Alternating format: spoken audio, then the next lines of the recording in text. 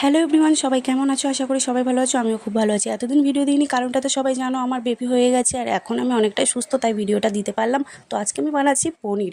তো পনির তো দোকান থেকে কিনতে হয়, তাই ভাবলাম বাড়িতেই বানিয়ে নিই। তো প্রথমে আমি 1 লিটার দুধ দিয়ে তাকে ভালোভাবে ফুটিয়ে আমি লেবু দিয়ে ভালোভাবে ছানাটাকে বের করে একটা সুতির কাপড়ে ভালোভাবে এটা ছেঁকে নিচ্ছি। তারপর ছানাটা ভালোভাবে ছেঁকে নিয়ে এই জলটা বের করে নিচ্ছি। আমি ভালোভাবে চাপবো না, বেশি চাপলে পনিরটা শক্ত হয়ে যাবে। তারপর ঠান্ডা জল দিয়ে একটু ধুয়ে পনিরটাকে আমি পনিরের সাইজে বসিয়ে দেবো।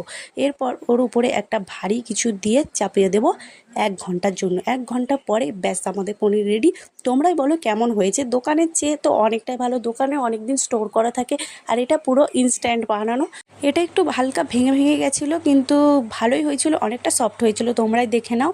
তো কেমন লেগেছে অবশ্যই কমেন্ট করে জানিও।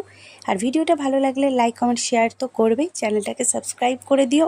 সবাই ভালো থাকবে, সুস্থ থাকবেন, টাটা।